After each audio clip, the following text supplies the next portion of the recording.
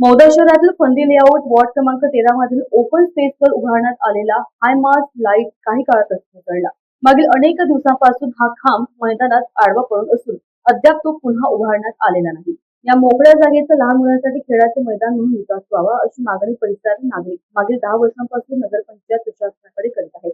मात्र तांत्रिक अडचणी, श्रेयवाद आणि राजकीय मतभेदांमुळे मैदानाचे सौंदर्यीकरण रखडले आहे. या मैदानात खेळण्यासाठी येणारी अनेक लहान मुले आता मोठी झाली आहेत. मात्र परिसरात अद्यापही सुसज्ज खेळाचे मैदान उपलब्ध झालेले नाही.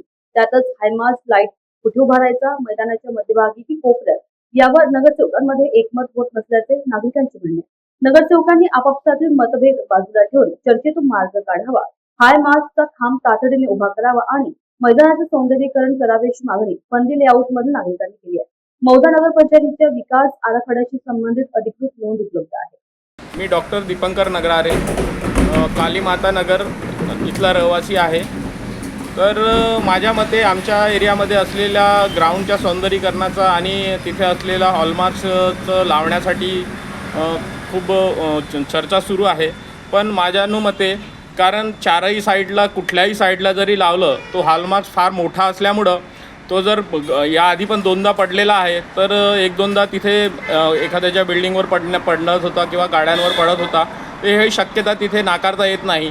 तर त्यामुळे हा जो हॉलमार्क्स आहे हा सेंटरलाच लावण्यात यावा आणि सेंटरला लावल्यानंतर कदाचित चुकीने पडला, कारण आकस्मिक गोष्टीला काही सांगता येत नाही, त्यामुळे तो चुकीने पडलासुद्धा तरी तो ग्राउंडच्या आवारातच पडेल किंवा एखाद्याच्या पर्सनल प्रॉपर्टीवर पडणार नाही. तर समोरचा काही कोणाच्या म्हणजे पर्सनल कोणाचं काही वाईट होणार नाही.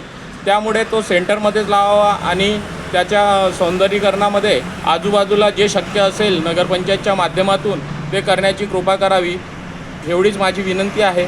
आणि सर्व आम्हाला जे नगरसेवक आणि सर्व सहकार्य करतात त्याबद्दल त्यांचे सर्वांचे धन्यवाद. न्यूज एक्सप्रेस करिता मौदा प्रतिनिधी लक्ष्मण मदतकर यांचे.